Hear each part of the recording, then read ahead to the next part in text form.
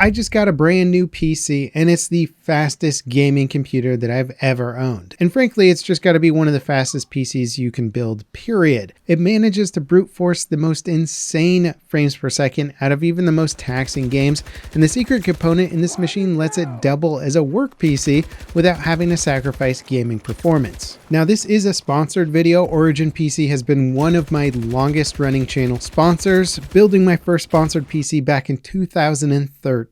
That was back when people were still playing around with SLI, dual video cards, and Battlefield 4 was about to release.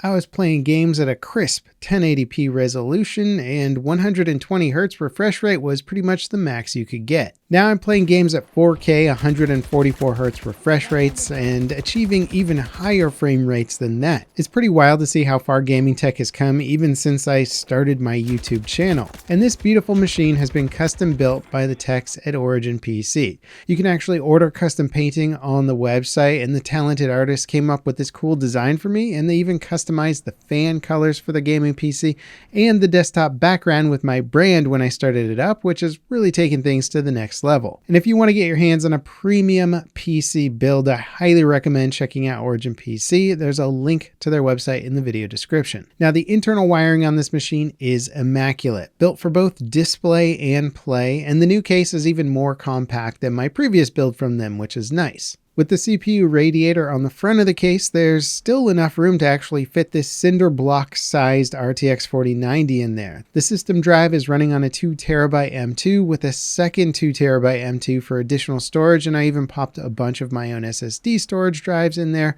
for general video capture work. It's got the latest Elgato 4K capture card in there and 64 gigs of GDDR5 RAM. This is the first time I've ever owned a PC with GDDR5 memory, and that's because, well, we've upgraded to the latest AMD chipset so that I could get the brand spanking new 7950X3D CPU from AMD. I have been so eagerly awaiting this chip. Ever since I popped AMD's 5800X3D chip into my PC last year, I was blown away by what the new 3D cache tech could provide. It nearly doubled my frames per second in Star Citizen, despite the game being terribly optimized. And this new 7950X3D chip is AMD's second evolution of that 3D cache tech, taking it even further than before, while also giving me tons of cores for my rendering and editing workload, which I didn't have before. And the reason this new 3D cache is such a big deal is because, well, many games these days are simply CPU bottlenecked, meaning that the CPU, or you could look at it as more of the game's ability to utilize your CPU, is limited, and thus no matter how fast the rest of your computer is,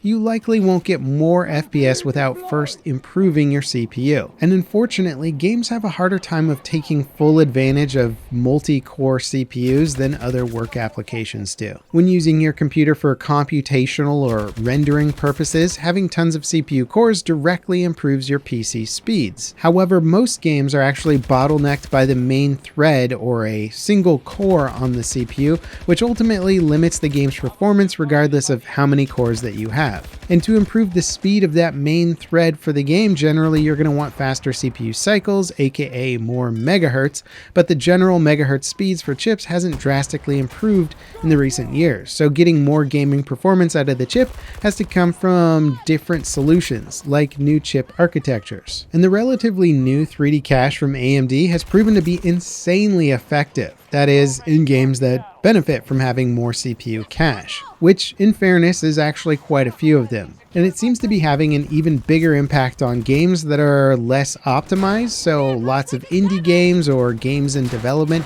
could see massive performance boosts from this technology. Now, because I'm upgrading from the first gen 3D cache to the second gen 3D cache CPU, the performance jump isn't quite as drastic as if I were upgrading from a non-3D cache chip, but it's still significant in many cases. Rainbow Six Siege has one of the better built-in benchmarking tools for games, and running the test with the same graphics settings on my previous system with the 5800X3D and the same GPU, the new chip still provides roughly a 15% performance bump at 4K maxed out visuals. Rainbow Six Siege is one of those games that launched with a pretty rough engine optimization, but later upgraded to Vulkan API for rendering, which really turned it into kind of a powerhouse for getting insanely high FPS, and this hardware definitely takes advantage of it. Now, another game that I play all the time, Star Citizen, is also progressing towards Vulkan integration, and once that happens, there should, in theory, be much better CPU and GPU utilization. And I did also benchmark my old PC and the new PC while playing Star Citizen, and the results were a bit less impressive, though I would argue that it has less to do with the PC and more to do with the current state of Star Citizen and the fact that it makes for a poor benchmarking platform at the moment. There seems to be a lot of correlation between the status of the server and entities and stuff like that and the amount of frames you're getting. So just going to the same location and hitting record isn't necessarily going to give you the same performance results every time. And the latest update for the game has, for most people, myself included, reduced the overall performance and certainly increased the FPS fluctuations. Some places I'll get 40 FPS, while in others I'm well past 100, and really it's just all over the place. Now, when playing Battlefield 2042 at 4K with a mixture of high and medium settings, I can maintain an FPS well over 100.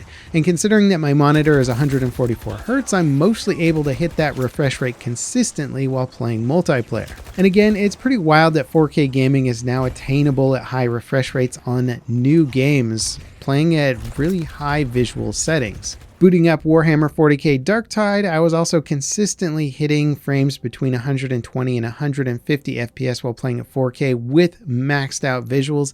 A stunning looking game on its own, looking even better at 4K high frames per second. Now, this new PC and the hardware inside of it is really opening up new doors for me with gaming fidelity, but it's also speeding up my rendering and content creation, which is fantastic. The previous sort of testbed of this 3D cache technology was tied onto a chip that didn't have quite as many cores as some of the workhorse CPUs. This one comes loaded with 16 cores, which is fantastic for video editing or image editing. Also, this massive performance boost is making me look at some of those 240 Hz 1440p monitors a bit more seriously, as I would imagine this PC should be able to hit some of those higher frame rates when dropping the resolution of 1440p.